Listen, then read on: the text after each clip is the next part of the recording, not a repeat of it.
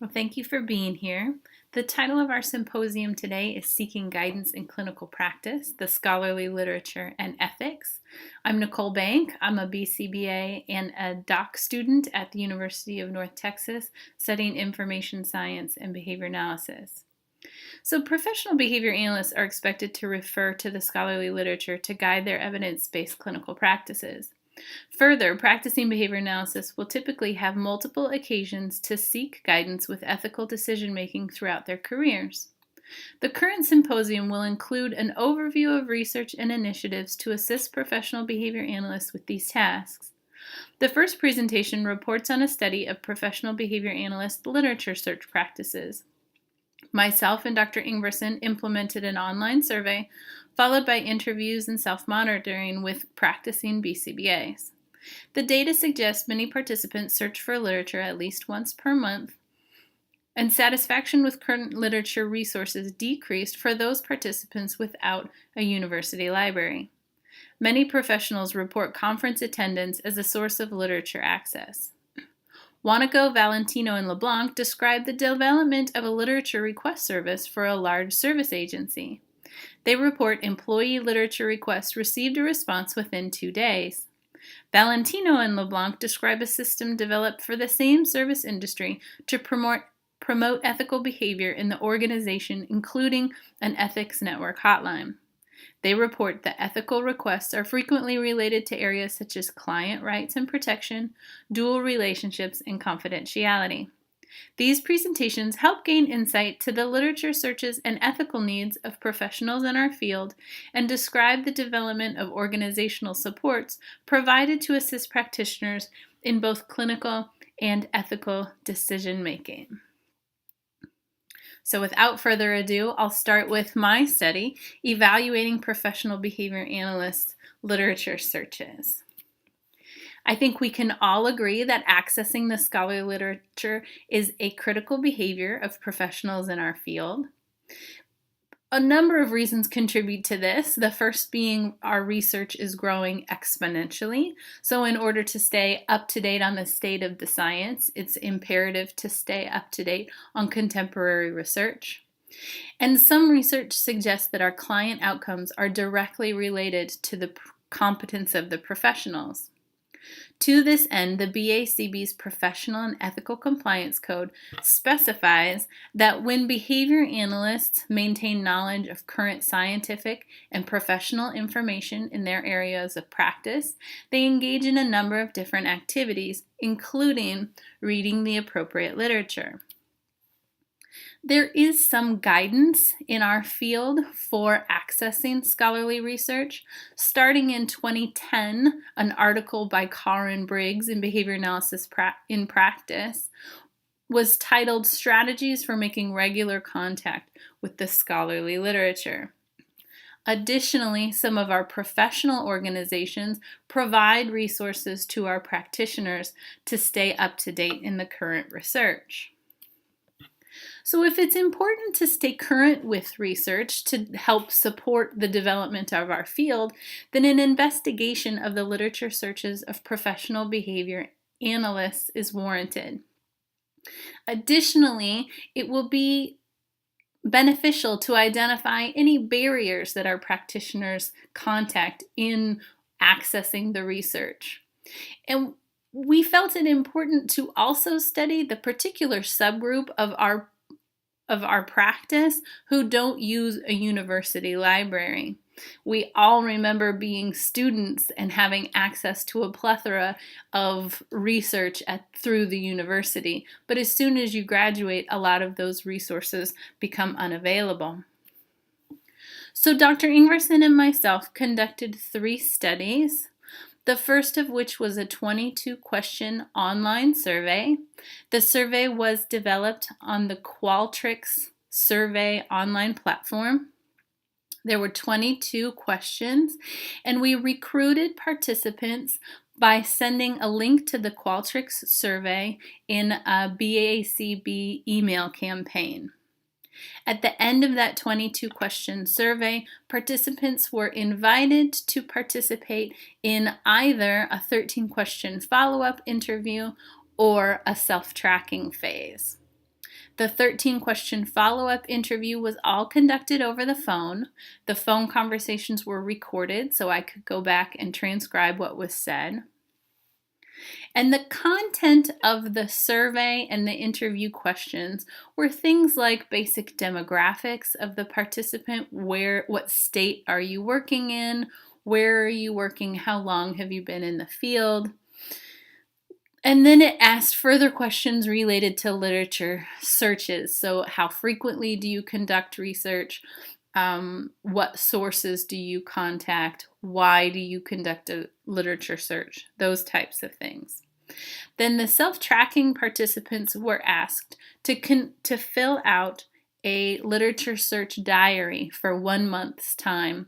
And anytime they conducted a literature search online, they were asked to write down in their diary the date, the time that they started the literature search, the reason they were conducting the literature search, what site they contacted, the search terms they entered. Was the literature search successful? Did they get what they need? And then the time that the literature search was complete. We got 393 participants on our online survey. 31 participants didn't finish the survey. 2 participants indicated they weren't registered by the BACB, and in order to keep the demographics of our participants as consistent as possible, we took the data from those participants and took them out of the analysis. 16 of those 393 participants agreed to participate in the follow-up interview, and then 4 participants of those 393 survey participants agreed to participate in our self-tracking. Most of our survey participants were BCBAs. Most of our interview participants were also BCBAs, but then the rest of them were BCBADs. We did not get any RBTs or BCABAs in our interview phase, nor in our self-tracking phase. Our self-tracking phase participants were split 50-50, BCBAs and BCBADs. Our survey participants, most of them are currently practicing ABA, 93% of them. 39% of the survey participants have been practicing in the field for less than 5 years. Then 30% of them have been practicing between 6 and 10 years. So 69% of our online participants have been in the field for 10 years or less. The survey participants work in a variety of settings, including center-based treatment, independent providers, which is like in-home consulting or consulting for schools. Then others are employed by public schools, private schools, universities, etc. The 16 interview participants are working in very similar settings.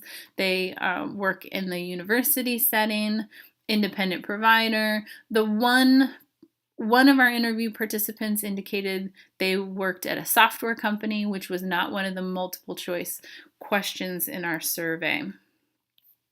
The self-tracking participants were also working in similar settings. 2 were researchers, 1 was a special education teacher, and 1 was a center-based treatment provider. Our online survey participants indicated most of them search for literature 1 to 3 times per month, almost 50% of them.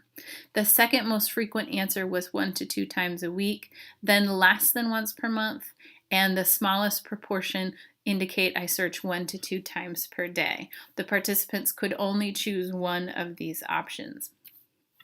Our interview and our self-tracking participants search for literature a little more frequently than that. 50% of the interviews and 50% of the self-tracking participants search for literature 1 to 2 times per week. The reasons why our participants indicated they'd conduct a literature search, the number one reason was something's not working.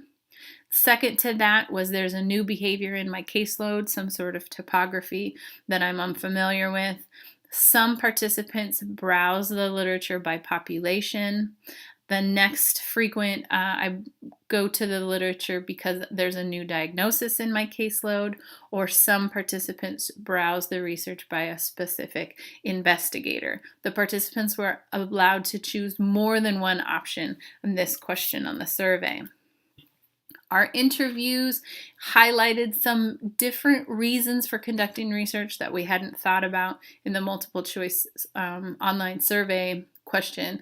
Supervision of other professionals, getting ready to take the certification exam, some writing activities and doing a literature search to support their writing, or updating content for teaching.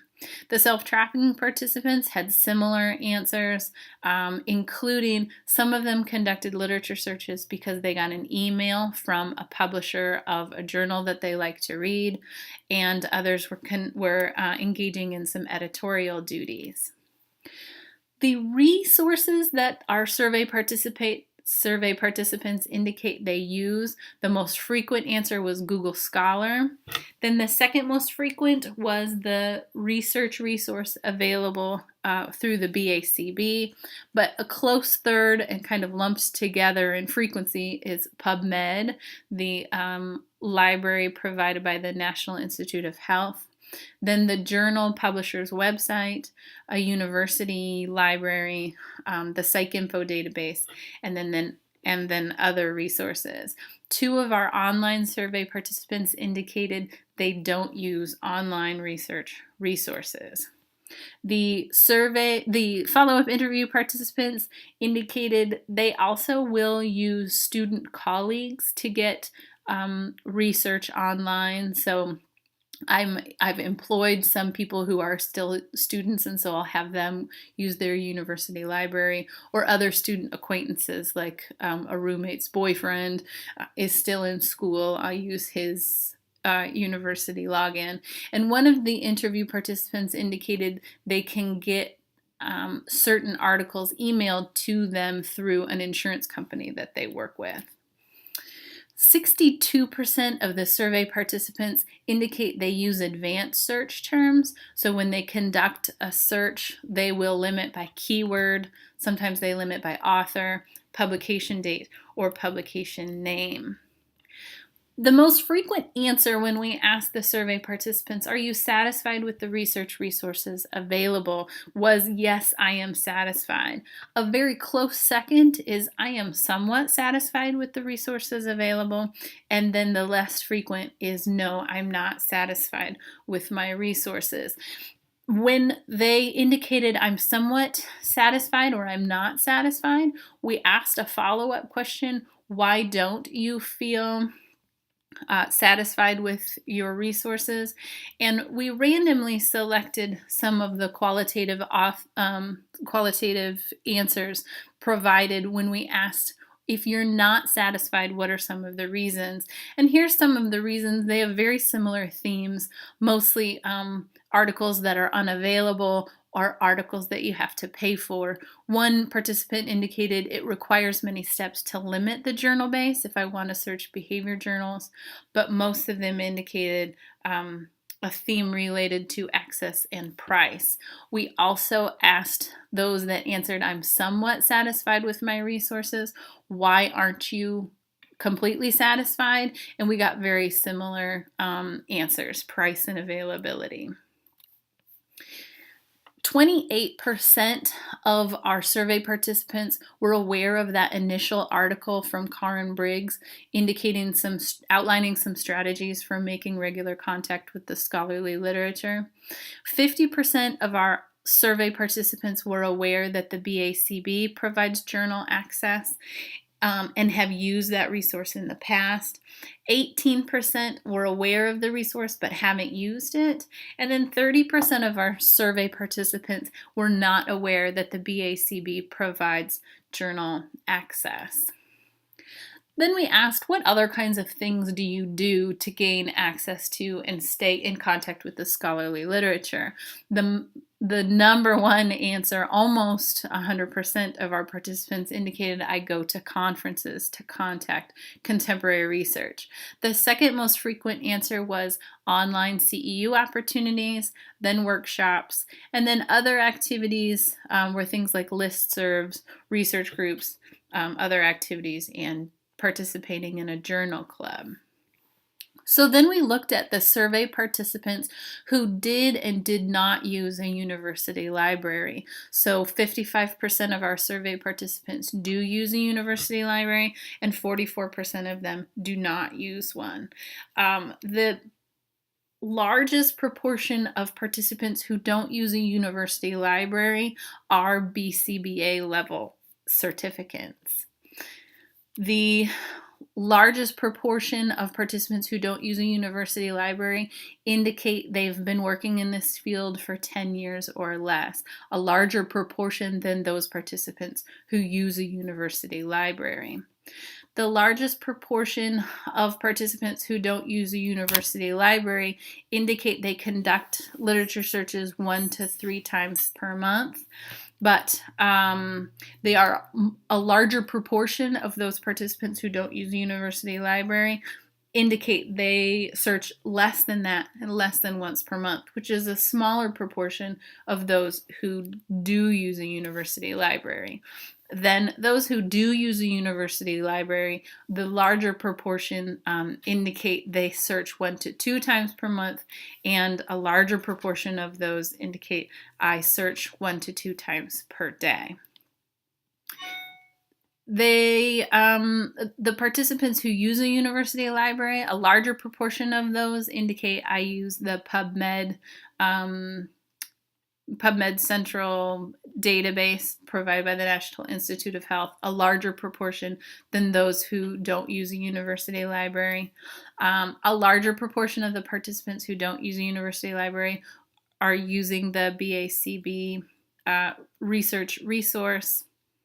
A larger proportion of the participants who use a university library use PsycInfo or PsycArticles. A larger proportion of the participants who use a university library indicated, yes, I am satisfied with the research resources available to me. The largest proportion of participants who don't use a university library indicated I'm somewhat satisfied, and a larger proportion of those indicated, no, I'm not satisfied, compared to those participants who use a university library. Those who don't use a university library, the largest proportion say they're aware of the BACB research resource compared to those who do use a university library and have used it in the past. The participants who use a university library, a larger proportion say I'm aware of that resource but I don't use it, compared to those who don't use a university library, which kind of makes sense. But similar numbers of both groups, similar proportions indicate that no, I'm not aware of this resource. Similar proportions of both groups indicate they attend professional conferences, a large chunk of them.